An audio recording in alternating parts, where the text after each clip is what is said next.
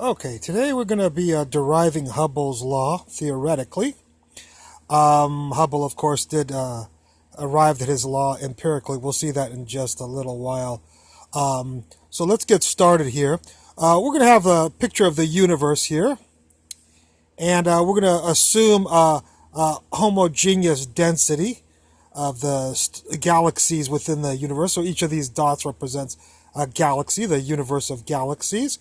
And what we're going to do is look at some center here of a region of galaxies right here. And first of all, we'll assume that the universe has a total mass of mt, density of rho t, and a radius of rt. Even though I've drawn it rectangular, don't worry about that. We'll assume it's got some sort of a radius there.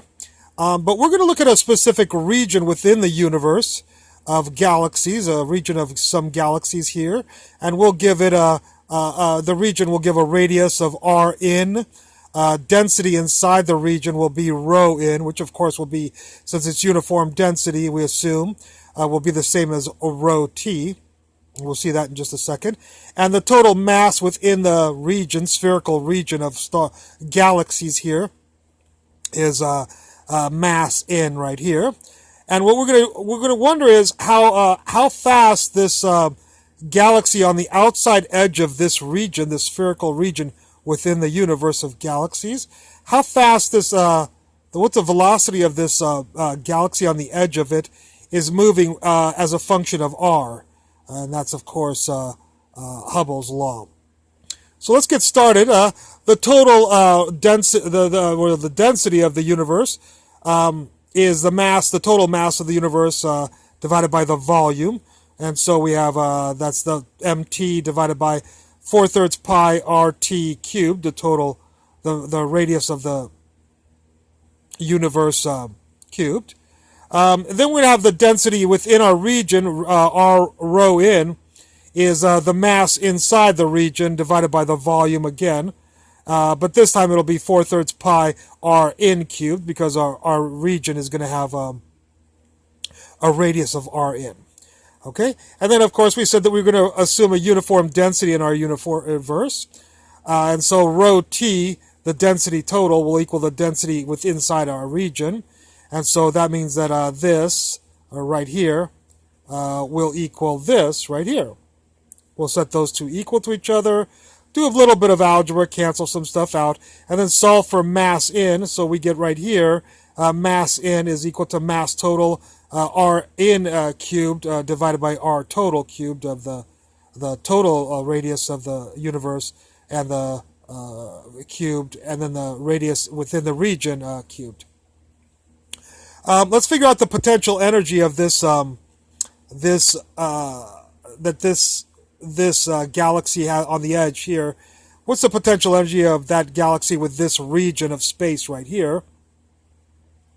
And the potential energy, gravitational potential energy, of course, is gravitational constant, mass inside times the mass of the galaxy, mg. Sorry, I didn't say that before. The mass of the galaxy on the outside of the region here is mg, and then divided by the radius in here. And so what we'll do is, of course, we solve for mass inside here in terms of these variables, and we'll stick this inside the mass in right here. So here's the g right here, here's mg right here, here's the r in right here, and then for the mass in, I plugged all of this, and it's sitting right here, okay? We'll simplify this by canceling a little bit, and we get the potential energy of this, that this galaxy has with respect to this region of galaxies in here, is gravitational constant, mass of the galaxy, the radius in squared, the mass total of the universe divided by the radius total of the universe cubed. So that's going to be the gravitational energy, potential energy between the galaxy on the edge of this region of galaxies that we're going to look within the universe. If we assume that the total energy of this mechanical energy of this galaxy is zero, we could assume that it's bigger and or less than zero, but we're going to assume that it's zero for right now. If the total energy is zero, then the kinetic plus the potential energy is equal to zero, and so we get that the kinetic energy is equal to the potential energy. And we have, therefore, we'll just type in the kinetic energy right there for the potential energy, or substitute this into here, wherever you like to do it. And we get the kinetic energy is equal to this. Of course, the kinetic energy, non-relativistically speaking, the kinetic energy is 1/2 mv squared, 1/2 mass. We're talking about the kinetic energy, of course, of this galaxy on the edge here. Is 1/2 the mass of the galaxy times the velocity of the galaxy squared. And we can solve for the velocity here. And that will mean scooting over the 2. There's a 2. Dividing by mg, so the mg's cancel. And then taking the square root of, and we got the square root of here. So we get the velocity of the galaxy here as a function of the radius of the region inside this region within the universe. The velocity of the galaxy equals the radius of the region times the square root of 2 times g, the gravitational constant, times the total mass of the universe divided by the mass of, or the radius of the universe cubed. And that is Hubble's law right there. Hubble said that the velocity of a galaxy a certain distance from the Earth or wherever you're looking at is proportional to the velocity is proportional to the distance from the observer that is observing the galaxy. And then, of course, we have this constant here. Now, here's the Hubble's law, which is velocity of the galaxy equals Hubble's constant times the radius from the observer to the galaxy. So there's Hubble's law. Here's our law here, our theoretical law.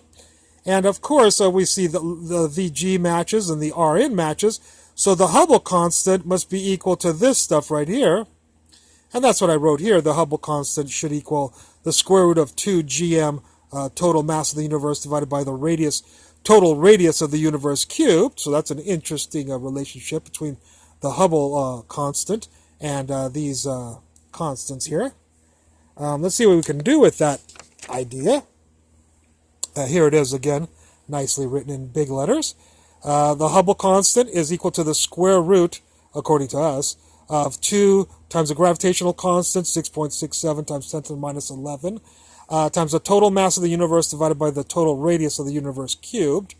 If we know what G is, we can surmise our visible universe by estimating it to be 100 billion stars with 100 billion galaxies, each with approximately 100 billion stars, and we're going to assume an average star of mass 10 to the 30th, which is basically the mass of our sun. So we're going to assume just an average star. And once you multiply all those numbers out, 100 billion times 100 billion times 10 to the 30th, you'll get 1 times 10 to the 52 kilograms. Of course, that's a rough estimate, so you could say 5 times 10 to the 52 or 7 and stuff like that. So that's a number we can play with. This we cannot play with. The radius of the universe, total radius of the universe, we'll assume that the universe has been around for 14 billion years. And in seconds, that's 4.3 times 10 to the 17 seconds, 14 billion years. And it will multiply that by the speed of light to get an approximate radius of the total radius of the universe. And we'll get that right there. So this will be our total radius of the universe, 3 times 10 to the 8th times 4.3 times 10 to the 17 seconds. And so we know G, we know mass. We approximate mass total of the universe. We approximate our radius total of the universe, and our theoretical value for our Hubble constant turns out to be, when we calculate that out, 7.88 times 10 to the minus 19 1 over seconds. And the Hubble, here we're going to show you how he estimated his Hubble constant. He found a galaxy, estimated its distance from the Earth, and figured out its redshift velocity, its shift. And so he plotted that, and as he plotted that, he got a line, and the slope of this line of velocity versus radius or distance is the slope of the line is the Hubble constant. And what he got experimentally is 2.3 times 10 to the minus 18 1/seconds.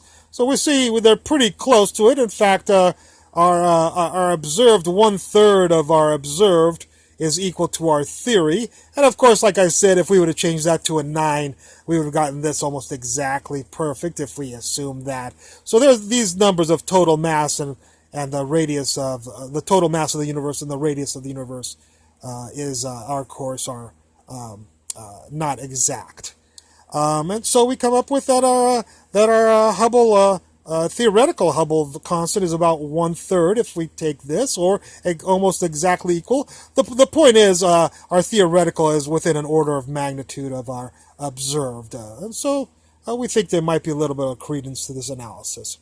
Anyways, I hope you enjoyed this lecture, and I look forward to any comments at the bottom. Thank you for watching.